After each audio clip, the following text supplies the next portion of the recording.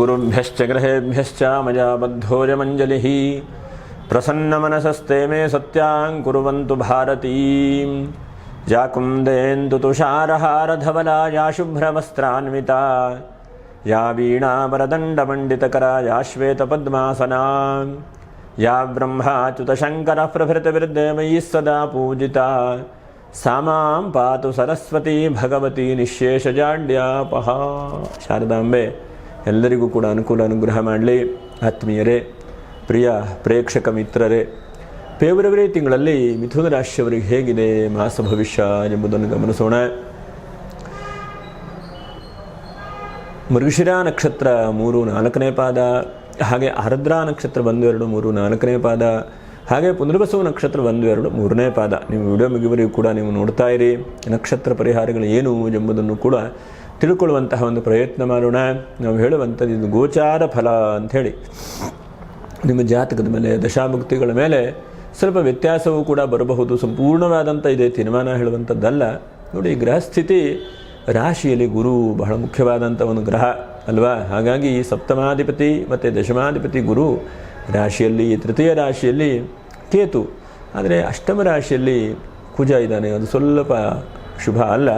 ಇನ್ನು ನವಮ ರಾಶಿಯಲ್ಲಿ ರವಿ, ಬುಧ, ಶುಕ್ರ, ರಾಹು ನವಮ ರಾಶಿಯಲ್ಲಿ, ಅದು 13ನೇ ತಾರೀಕು, 5ನೇ ತಾರೀಕು, 2ನೇ ತಾರೀಕು ಅನಂತರದಲ್ಲಿ ಬರ್ತಾರೆ. ದಶಮದಲ್ಲಿ ಶನೇಶ್ಚರ. ಈಗೆಲ್ಲ ಒಂದು ಗ್ರಹಸ್ಥಿತಿ ಇದೆ ನಿಮಗೆ.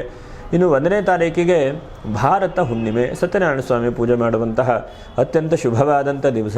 ಇನ್ನು 5ನೇ ತಾರೀಕಿಗೆ ಸಂಕಷ್ಟರ ಚತುರ್ಥಿ, 13ನೇ ತಾರೀಕಿಗೆ ಕುಂಭ ಸಂಕ್ರಾಂತಿ, ಹಾಗೆ 14ನೇ ತಾರೀಕಿಗೆ ಶನಿ ಪ್ರದೋಷ. ನೋಡಿ, ಶನಿ ಪ್ರದೋಷ ಇದೆ. ಶನಿ ಪ್ರದೋಷ ಅನಂತರ ಶಿವರಾತ್ರಿ ಬರುತ್ತೆ. ಶಿವರಾತ್ರಿ 15ನೇ ತಾರೀಕು ಶಿವರಾತ್ರಿ ಇದೆ. ಹಾಗೆ 14ನೇ ತಾರೀಕಿಗೆ ಬೋಧಾಯನ ಅಮಾವಾಸ್ಯೆ, 17ನೇ ತಾರೀಕಿಗೆ ಮತ್ತು ಶಿವರಾತ್ರಿ ಅಮಾವಾಸ್ಯೆ. ಬೋಧಾಯನ ಅಮಾವಾಸ್ಯೆ ಮತ್ತು ಕಾತ್ಯಾಯನ ಅಮಾವಾಸ್ಯೆ ಬೇರೆ ಬೇರೆ ಇರುತ್ತೆ. ನೋಡಿ, ಅಮಾವಾಸ್ಯೆಯಲ್ಲಿ ಅಮಾವಾಸ್ಯೆ, ಏಕಾದಶಿ ಇಂಥ ತಿಥಿಗಳಲ್ಲಿ ಬೇರೆ ಬೇರೆ ಆಚರಣೆ, ಬೇರೆ ಬೇರೆ ಸಂಪ್ರದಾಯಗಳು, ಬೇರೆ ಬೇರೆ ಅವರ ಆಚರಣೆಗಳು ಬೇರೆ ಬೇರೆ ಇರುತ್ತೆ. ಹಾಗಾಗಿ ಶಿವರಾತ್ರಿ ಅಮಾವಾಸ್ಯೆ 17ನೇ ತಾರೀಕಿಗಿದೆ. ಹಾಗೆ 18ನೇ ತಾರೀಕಿಗೆ ಚಂದ್ರ ದರ್ಶನ, 27ನೇ ತಾರೀಕಿಗೆ ಸರ್ವೇಶಾಂ ಏಕಾದಶಿ, ಹೀಗೆಲ್ಲ ಇದೆ ನೋಡಿ. ಹಾಗಾಗಿ ಹಬ್ಬ ಹರಿದಿನಗಳು ಇಲ್ಲವೋ ಬಹಳ ಉತ್ತಮವಾದಂಥದ್ದು ಈ ತಿಂಗಳಲ್ಲಿ. ಎಲ್ಲ ರೀತಿಯಾದಂತಹ ಅಭಿವೃದ್ಧಿಗೆ ದಾರಿ, ಅವಕಾಶಗಳು ಒಂದೊಂದಕ್ಕೆ ನಿಮಗೆ ಗ್ರಹಸ್ಥಿತಿಯೆಲ್ಲ ದಾರಿಗಳು ಒಂದೊಂದಕ್ಕೆ ತಕ್ಕ ಮಟ್ಟಿಗೆ ಸಫಲವಾದಂಥ ಅವಕಾಶಗಳನ್ನು ಕೂಡ ಕೊಡ್ತಾ ಇದೆ. ಅಂಥ ದುಃಖ, ಅಂಥ ಚಿಂತೆ ಅಂತಹದ್ದು ಕಾಣಿಸ್ತಾ ಇಲ್ಲ. ಆದರೆ ಎಲ್ಲೋ ಒಂದು ಕಡೆಗೆ ಮನಸ್ಸಿನಲ್ಲಿ ಏನೋ ಒಂದು ಕಳ್ಕೊಂಡೆ, ಅಥವಾ ಯಾವುದೋ ಒಂದು ನಾನು ಮಾಡಬಹುದಾಗಿತ್ತು, ಅಥವಾ ನನ್ನ ಜೀವನದಲ್ಲಿ ಏನೋ ನಾನು ಸಾಧನೆ ಮಾಡಬಹುದಾಗಿತ್ತು ಹೇಳುವಂತಹ ಬಹಳ ಉತ್ಕಟವಾದಂತಹ ನಿಶ್ಚಯ ಮತ್ತು ಉತ್ಕಟವಾದಂತಹ ಒಂದು ದೃಢವಾದಂಥ ಸಂಕಲ್ಪ ಎಲ್ಲೋ ಮಾನ್ಯ ಆಯಿತು ಅನ್ನಿಸ್ತಾ ಇದೆ. ಆದರೆ ಹೆದರಬೇಡಿ, ಎಲ್ಲೋ ಒಂದು ಕಡೆಗೆ ಆ ದೈವಾನುಗ್ರಹ ಇದೆ. ಎಷ್ಟೆಷ್ಟು ನಾವು ನೀರಿಗೆ ಇಳಿದ ಮೇಲೆ ನಮಗೆ ಈಜಲಿಕ್ಕೆ ಬರುತ್ತೆ ಅಂತೇಳಿ ಹೇಳ್ತಾರಲ್ವ, ಹಾಗೆಯೇ ಜೀವನದಲ್ಲಿ ಕೆಲವೊಂದು ತೊಂದರೆ, ತಪ್ಪು ಎಲ್ಲ ಜೀವನದಲ್ಲಿ ಮಾಡಿಕೊಂಡು ಮುಂದೆ ಮುಂದೆ ಬರಬೇಕು. ನೋಡೋಣ, ಹುಟ್ಟಿನಲ್ಲಿ ರಾಶಿಯಲ್ಲಿ ಗುರು, ಹಾಗಾಗಿ ಧರ್ಮ ಪ್ರವೃತ್ತಿ ಜಾಸ್ತಿ ಆಗ್ತಾ ಇದೆ. ಆದಷ್ಟು ಆಧ್ಯಾತ್ಮಿಕವಾದಂಥ ಮನಸ್ಥಿತಿ ಜಾಸ್ತಿ ಆಗ್ತಾ ಇದೆ. ಸ್ಪಿರಿಚುವಲ್ಲು, ಯೋಗ, ಧ್ಯಾನ, ತಪಸ್ಸು ಇಂತಹದ್ದು ಬೇಗನೆ ತಲೆ ಹೋಗ್ತಾ ಇದೆ ನಿಮಗೆ. ಅದು ಮಾಡಿ. ಎಲ್ಲದಕ್ಕಿಂತ ಯೋಗೋ ಧ್ಯಾನಂ ತಥಾ ಸಾಂಖ್ಯಂ ಅಂತ ಕೃಷ್ಣ ಹೇಳ್ತಾನೆ. ಹಾಗಾಗಿ ಮನಸ್ಸಿನ ಧೈರ್ಯ ಬರಬೇಕಾ, ಮನಸ್ಸನ್ನು ಶಕ್ತಿ ಗಟ್ಟಿಯಾಗಿ ಇಟ್ಕೊಳ್ಬೇಕಾ. ಕ್ಷುದ್ರವಾದಂಥ ಮನಸ್ಸನ್ನು ಯಾವ ವಿಷಯಕ್ಕೆ ತೊಂದರೆ ಆಗುತ್ತೋ ಅದನ್ನು ನಾವು ಹತೋಟಿಯಲ್ಲಿ ಇಟ್ಕೊಳ್ಬೇಕು ಅಂತಂದರೆ ಒಂದೇ ಮಾರ್ಗ, ಧ್ಯಾನ, ಭಗವಂತನ ನಾಮಸ್ಮರಣೆ, ಅಥವಾ ನಿರಂತರವಾದಂತಹ ಒಂದು ಪ್ರಯತ್ನ, ಮರಳಿ ಯತ್ನ ಮಾಡು ಅಂಥೇಳಿ ಕೆಲಸ ಕಾರ್ಯಗಳನ್ನು ಪ್ರಯತ್ನ ಮಾಡಬೇಕು. ಹಾಗಾಗಿ ಒಂದಂತ ಗುರುವಿನ ಅನುಗ್ರಹ, ಗುರುವಿನ ಆಶೀರ್ವಾದ ರಾಶಿಯಲ್ಲಿ ಕೂತ್ಕೊಂಡಿದ್ದಾನೆ, ಅವನು ನಿಮ್ಮ ರಕ್ಷಣೆ ಮಾಡ್ತಾ ಇದ್ದಾನೆ. ಗಾಬರಿ ಬೀಳಬೇಡಿ. ತೃತೀಯ ರಾಶಿಯಲ್ಲಿ ಕೇತು, ಎಲ್ಲೋ ಒಂದು ಕಡೆಗೆ ಸೋದರರಿಂದನೋ, ಕುಟುಂಬದಿಂದನೋ, ಮನೆಯಿಂದನೋ ಸ್ವಲ್ಪ ದುಃಖ ಚಿಂತೆ ಬರ್ತಾ ಇದೆ. ದುಃಖ ಚಿಂತೆ ಬರ್ತಾ ಇರುತ್ತೆ. ಆದರೆ ನಿಮ್ಮ ಕರ್ತವ್ಯ ಮಾಡ್ತಾ ಇರಿ. ನೀವು ಹೆಚ್ಚಿನದಾಗಿ ಆ ಕಡೆ ಈ ಕಡೆ ನೋಡೋದು, ಚಿಂತೆ ಮಾಡ್ತಾ ಇದ್ದರೆ ಚಿಂತೆಯೇ ಜಾಸ್ತಿ ಆಗ್ತಾ ಹೋಗ್ತದೆ ಜೀವನದಲ್ಲಿ. ಹಾಗಾಗಿ ನಿಮ್ಮ ಕರ್ತವ್ಯವನ್ನು ಜಾಸ್ತಿ ಪ್ರಯತ್ನವನ್ನು ಮಾಡಿ. ಹಾಗೆ ಒಂದು 5-6 ವಿಷಯದಲ್ಲಿ ಸ್ವಲ್ಪ ಜಾಗ್ರತೆ ಅಂತೇಳಿ ಹೇಳ್ತೇನೆ. ನೋಡಿ, ಒಂದನೇದಾಗಿ ಸ್ವಲ್ಪ ಭೂಮಿ ವ್ಯಾಪಾರ ವ್ಯವಹಾರ ಮಾಡೋರಿದ್ದರೆ ಈ ತಿಂಗಳನ್ನು ಸ್ವಲ್ಪ ಜಾಗ್ರತೆ. ಯಾಕಂದರೆ ರಿಯಲ್ ಎಸ್ಟೇಟ್ ಇದ್ದರೆ ಅಷ್ಟಮದಲ್ಲಿ ಕುಜ ಇದ್ದಾನೆ, ಅವನು ಬೇರೆ ಮಕರ ರಾಶಿಯಲ್ಲಿ ಕುಜನಿಗೆ ಅಷ್ಟೊಂದು ಹೇಳ್ಕೊಡುವಂಥದ್ದಲ್ಲ. ಹಾಗಾಗಿ ಸ್ವಲ್ಪ ಏನೋ ಒಂದು ಕಡೆಗೆ ತಪ್ಪಿಗೆ ಸಿಲುಕಿ ಹಾಕೊಂಡ್ಬಿಡ್ತೀರಿ, ಅಥವಾ ದುಡ್ಡು ಅಡ್ವಾನ್ಸ್ ಕೊಟ್ಟ ಮೇಲೆ ದುಡ್ಡು ಇಲ್ಲ, ಜಾಗವೂ ಇಲ್ಲ, ಎಲ್ಲ ಬಹಳಷ್ಟು ಪರದಾಟ ಆಗಿಬಿಡುತ್ತೆ. ಹಾಗಾಗಿ ನೀವು ಬಹಳ ಮುಖ್ಯವಾಗಿ ಭೂಮಿ ವ್ಯಾಪಾರ ವ್ಯವಹಾರ ಮಾಡೋರು ಸ್ವಲ್ಪ ಜಾಗ್ರತೆ ವಹಿಸ್ಕೊಳ್ಳೋ ಪ್ರಯತ್ನ ಮಾಡಿ. ಹಾಗೆ ಎರಡನೇದಾಗಿ ಜಾಸ್ತಿ ಸಾಲ ಮಾಡಲಿಕ್ಕೆ ಹೋಗಬೇಡಿ. ಹಾಸಿಗೆ ಇದ್ದಷ್ಟೇ ಕಾಲು ಚಾಚು. ಯಾಕಂದರೆ ಹಿಂದಿನ ಗಾದೆ ಮಾತು ಹೇಳ್ತಾರಲ್ಲ, ಗಾದೆ ಪಕ್ಕ ಸರಿಯಾದಂಥದ್ದು. ತುಂಬ ಸಾಲ ಮಾಡಿಕೊಂಡ್ರೆ ಸಾಲ ತೀರಿಸ್ಲಿಕ್ಕೆ ಆಗೋದಿಲ್ಲ. ಹಾಗಾಗಿ ಹಾಸಿಗೆ ಇದ್ದಷ್ಟೇ ಕಾಲು ಚಾಚು ಹೇಳುವಂತಹ ಪ್ರಯತ್ನವನ್ನು ಮಾಡಿ ಸಾಲ ಜಾಸ್ತಿ ಮಾಡ್ಕೊಳ್ಳಿಕ್ಕೆ ಹೋಗಬೇಡಿ. ಎಷ್ಟು ಇದೆಯೋ ಅಷ್ಟೇ. ಯಾಕಂದರೆ ಭಗವಂತ ಏನು ಕೊಟ್ಟಿದ್ದಾನೋ ಅದಲ್ಲೇ ನಾವು ತೃಪ್ತಿ ಪಟ್ಕೊಂಡು ಅದಲ್ಲೇ ಜೀವನವನ್ನು ಮಾಡ್ತಾ ಹೋಗಬೇಕು. ಭಗವಂತನು ಎಲ್ಲರಿಗೂ ತಕ್ಕ ಮಟ್ಟಿಗೆ ದಾರಿ ಕೊಟ್ಟೇ ಕೊಡ್ತಾನೆ. ಯಾರಿಗಿಲ್ಲ ಅದಿದೆ ಇದಿಲ್ಲ ಹೇಳುವಂಥದ್ದಿಲ್ಲ. ಹಾಗಾಗಿ ನಾವೊಂದಷ್ಟು ಕೆಲವೊಂದು ತಪ್ಪು ಮಾಡ್ಕೊಂಡಿರ್ತೇವೆ ಜೀವನದಲ್ಲಿ. ಹಾಗಾಗಿ ಅದನ್ನು ತಿದ್ದುಕೊಂಡು ಬರಲಿಕ್ಕೆ ಒಂದಷ್ಟು ಜೀವನ ಹೋಗುತ್ತೆ. ಕೊನೆಗೆ ತಿಳುವಳಿಕೆ ಬರುವಲ್ಲಿವರೆಗೆ ಸಾವು ಸಮೀಪದಲ್ಲಿ ಬಂದುಬಿಡುತ್ತೆ. ಹಾಗಾಗಿ ಜೀವನದಲ್ಲಿ ಸಮಯಕ್ಕೆ ಜಾಸ್ತಿ ಜಾಗ್ರತೆ ಕೊಡ್ತಾ ಸಾಲವನ್ನು ಸ್ವಲ್ಪ ಕಡಿಮೆ ಮಾಡ್ತಾ ನಿಮ್ಮ ಹಾಸಿಗೆ ಇದ್ದಷ್ಟೇ ಕಾಲು ಚಾಚು. ಯಾಕಂದರೆ ನಾನೂ ಸಾಲ ಮಾಡಿದ್ದೇನೆ, ಸಾಲ ಮಾಡೋದೇ ಇರುವುದಿಲ್ಲ. ಮನುಷ್ಯ ಆದಂಥವನು ಸಾಲ ಮಾಡಲೇಬೇಕು. ಯಾಕಂದರೆ ಒಂದು ಮನೆ ಕಟ್ಟಬೇಕು ಅಂತಂದರೆ ತಕ್ಕ ಮಟ್ಟಿಗೆ ಸಾಲ ಮಾಡಬೇಕು. ಆದರೆ ನಮ್ಮ ಕೈಲಿ ಎಷ್ಟು ಕಟ್ಟಲಿಕ್ಕೆ ಆಗುತ್ತೆ ಹೇಳುವಂಥದ್ದನ್ನು ಯೋಚನೆ ಮಾಡಿ ಸಾಲವನ್ನು ಮಾಡುವಂಥ ಪ್ರಯತ್ನವನ್ನು ಮಾಡಬೇಕು. ಹಾಗಾಗಿ ಎಷ್ಟು ಸಾಧ್ಯ ಆಗುತ್ತೋ ಅಷ್ಟು ಕಡಿಮೆ ಮಟ್ಟಿಗೆ ಸಾಲವನ್ನು ಮಾಡಿಕೊಳ್ಳಿ. ಅದು ಯಾಕಂದರೆ ಕುಜನ ಅಷ್ಟಮದಲ್ಲಿದ್ದಾಗ ತಪ್ಪಿ ಹೋಗಿ ಬಿದ್ದುಬಿಡ್ತೇವೆ. ಮತ್ತು ಏನಾದರೂ ರಕ್ತದಲ್ಲಿ ಗಿಪಿ ಏನಾದರೂ ತೊಂದರೆಗಳಿದ್ದರೆ ಅದಕ್ಕೆ ಸ್ವಲ್ಪ ಚಿಕಿತ್ಸೆಗಳನ್ನು ಕೂಡ ಮಾಡಿಕೊಳ್ಳಿ. ಹಾಗೆ 5ನೇದಾಗಿ ಬಹಳ ಮುಖ್ಯವಾಗಿ ನೀವು ಇನ್ನೊಬ್ಬರಿಗೆ ಏನು ಅಡ್ವೈಸ್ ಮಾಡ್ತೀರೋ, ಇನ್ನೊಬ್ಬರಿಗೆ ಏನು ಹೇಳ್ತೀರೋ ಅಷ್ಟು ಧಾರಣೆ ಮಾಡಿಕೊಳ್ಳಿ. ಅದನ್ನು ಅನುಭವಿಸಿಕೊಂಡು ಹೇಳುವಂಥ ಒಂದು ಪ್ರಯತ್ನವನ್ನು ಕೂಡ ನೀವು ಮಾಡಿ. ಇದಿಷ್ಟು ಸ್ವಲ್ಪ ಜಾಗ್ರತೆ ಅಂತೇಳಿ ಹೇಳ್ತೇನೆ. ಚೂರು ಜ್ಞಾಪಕ ಇಟ್ಕೊಂಡು ಪ್ರಯತ್ನ ಮಾಡಿ. ಇನ್ನು ನೋಡಿ, ಭಾಗ್ಯದಲ್ಲಿರುವಂತಹ ರವಿ ಗೌರ್ಮೆಂಟ್ ನೌಕರಿಯಲ್ಲಿದ್ದವರಿಗೆ ಹೆಚ್ಚಿನದಾದಂತಹ ಅವಕಾಶಗಳು ಲಾಭಗಳನ್ನು ಕೂಡ ರವಿ ಕೊಡ್ತಾನೆ. ರವಿ ಹಾಗಂತೇಳಿ ಕೈ ಬಿಡುವುದಿಲ್ಲ. ಹಾಗೆ ಕಣ್ಣಿನ ಸಮಸ್ಯೆಗಳು, ಕಣ್ಣಿಂದ ಏನಾದರೂ ತೊಂದರೆಗಳಿದ್ದರೆ ಅದಕ್ಕೂ ಕೂಡ ಸೂಕ್ತವಾದಂಥ ಚಿಕಿತ್ಸೆಗಳು ಕೂಡ ಈ ತಿಂಗಳಲ್ಲಿ ಸಿಗುವಂಥ ಚಾನ್ಸಸ್ ಇದೆ.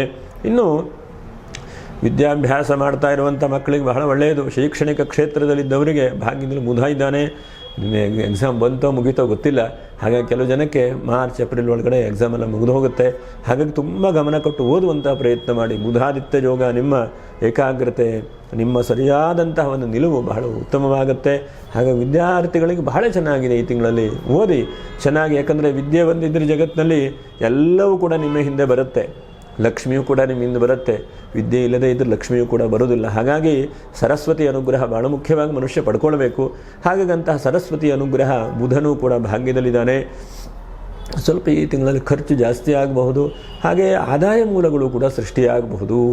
ಯಾಕಂದರೆ ಭಾಗ್ಯದಲ್ಲಿರುವಂಥ ಶುಕ್ರ ಎಲ್ಲೋ ಒಂದು ಬೇರೆ ಸೋರ್ಸ್ ಆಫ್ ಇನ್ಕಮ್ ಅಂತ ತರುವಂಥದ್ದು, ಅಥವಾ ಎಲ್ಲೋ ಒಂದು ಕಡೆಗೆ ಕರ್ಕೊಂಡೋಗಿ ಇನ್ವೆಸ್ಟ್ಮೆಂಟ್ ಮಾಡುವಂಥದ್ದು, ಅಥವಾ ಎಲ್ಲೋ ಒಂದು ಕಡೆಗೆ ಹೋಗಿ ಹೂಡಿಕೆ ಮಾಡುವಂಥದ್ದು, ಹೀಗೆಲ್ಲ ಆಗುತ್ತೆ. ಯಾಕಂದರೆ ಒಳ್ಳೆಯವರ ಸಹವಾಸ, ಒಳ್ಳೆಯವರ ವಿಶ್ವಾಸ ನಿಮಗಿದೆ. ಬಹಳಷ್ಟು ಜನರನ್ನು ನೀವು ಗಳಿಸಿದಿರಿ. ಮಿಥುನ ರಾಶಿಯವರು ಬಹುಪ್ರಜಾಸಂಗ, ಏನು ಬಹಳ ಜನ ಬೇಕು ನಿಮಗೆ. ಅವರು ಬೇಕು, ಇವರು ಬೇಕು, ಒಳ್ಳೊಳ್ಳೆ ವಿಶ್ವಾಸ ಇರುವಂಥ ಜನ ಬೇಕು. ಅಂಥವರ ಒಂದು ವಿಶ್ವಾಸ, ಸನಿಹ, ಪ್ರೀತಿ.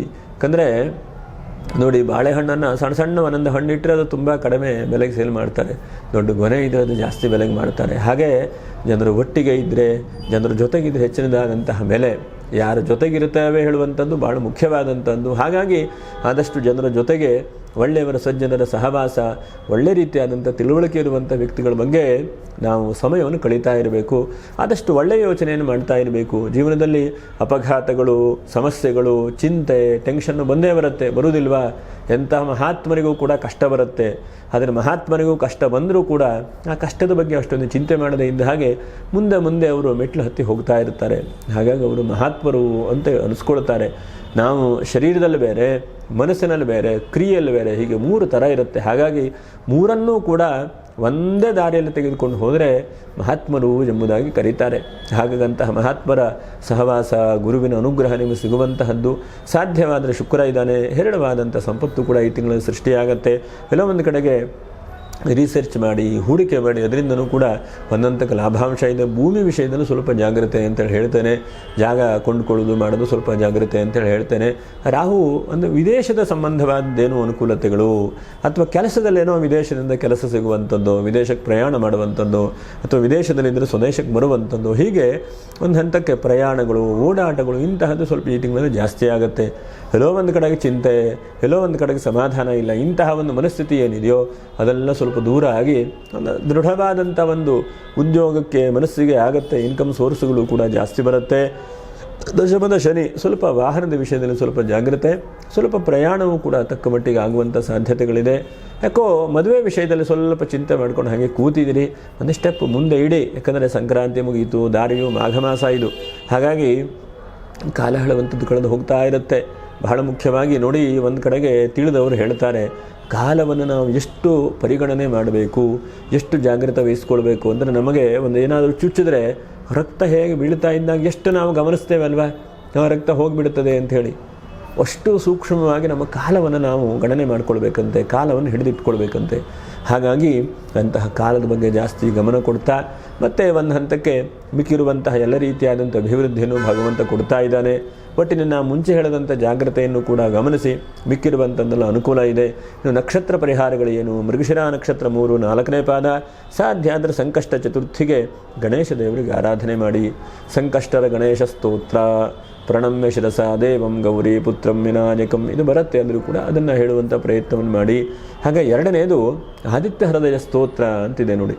ಈ ರಾಶಿಯವರು ಸಾಧ್ಯವಾದರೆ ಆದಿತ್ಯ ಹೃದಯ ಸ್ತೋತ್ರವನ್ನು ಕೂಡ ಆರ್ದ್ರಾ ನಕ್ಷತ್ರದವರು ಹೇಳ್ತಾ ಇರಿ. ಮತ್ತೊಂದು ನಮ್ಮದೇ ದೇವತಾ ದರ್ಶನ ಹೇಳುವಂಥ ಯೂಟ್ಯೂಬ್ ಚಾನಲಲ್ಲಿ ವಿಡಿಯೋ ಮಾಡಿ ಅಪ್ಲೋಡ್ ಮಾಡಿದ್ದೇನೆ. ಹಾಗಾಗಿ ಆದಿತ್ಯ ಹೃದಯ ಸ್ತೋತ್ರ ಯಾಕಂದರೆ ನಿಮ್ಮ ಮನಸ್ಸನ್ನು ದೃಢ ಮಾಡ್ತದೆ, ನಿಮ್ಮನ್ನು ಬಹಳ ದೊಡ್ಡದಾಗಿ ಬೆಳೆಯುವ ಹಾಗೆ ಆದಿತ್ಯ ಹೃದಯ ಸ್ತೋತ್ರ ಮಾಡ್ತದೆ. ಅದನ್ನು ಕೂಡ ಪ್ರಯತ್ನ ಮಾಡಿ. ಇನ್ನು ಪುನರ್ವಸು ನಕ್ಷತ್ರ 1, 2, 3ನೇ ಪಾದ. ಸಾಧ್ಯವಾದ ಮಟ್ಟಿಗೆ ಶಿವರಾತ್ರಿ 15ನೇ ತಾರೀಕು ಮಹಾಶಿವರಾತ್ರಿ, ಶಿವರಾತ್ರಿ ಸಮಯದಲ್ಲಿ ಎಷ್ಟು ಸಾಧ್ಯ ಆಗುತ್ತೋ ಅಷ್ಟು ಶಿವನಾಮ ಸ್ಮರಣೆ, ಶಿವನಿಗೆ ಬಿಲ್ಲಪತ್ರ ಅರ್ಚನೆ, ಮತ್ತು ಸಾಧ್ಯವಾದ ಮಟ್ಟಿಗೆ ಭಜನೆ, ಧ್ಯಾನ, ಪ್ರದಕ್ಷಿಣೆ ಮಾಡುವಂಥದ್ದು, ಅಟ್ಲೀಸ್ಟ್ ಒಂದು ಯಾಮವನ್ನಾದರೂ ಕೂಡ ಪೂಜೆ ಮಾಡಿ ನೋಡಿ. ಗ್ರಹಣಗಳು, ಪೂಜೆ ಪುನಸ್ಕಾರಗಳು ಮನುಷ್ಯನಿಗೆ ಸಿಗುವಂಥದ್ದು ಭಾರಿ ದುರ್ಲಭವಾದಂಥದ್ದು. ಹಾಗಾಗಿ ಇಂತಹ ಒಂದು ಸಮಯ ಇದ್ದಾಗ ಆದಷ್ಟು ಭಕ್ತಿಯಿಂದ ದೇವರನ್ನು ಪೂಜೆ, ಪ್ರಾರ್ಥನೆ, ನಮಸ್ಕಾರ ಮಾಡಲಿಕ್ಕೆ ಬರೀಬಾರ್ದು. ಹಾಗೆ ಯಾರು ಸಬ್ಸ್ಕ್ರೈಬ್ ಮಾಡಿಲ್ಲೋ ಅಂಥವರು ಸಬ್ಸ್ಕ್ರೈಬ್ ಮಾಡಿ, ಒಂದು ಲೈಕನ್ನು ಮಾಡಿ, ಶೇರನ್ನು ಮಾಡಿ ಅಂತ ಹೇಳ್ತಾ ಮುಂದಿನ ಮತ್ತೆ ವಿಡಿಯೋದಲ್ಲಿ ಭೇಟಿ ಮಾಡೋಣ. ನಮಸ್ಕಾರ. ಲೋಕಾ ಸಮಸ್ತ ಸುಖಿನೋ ಭವಂತು. ನಮಸ್ಕಾರ.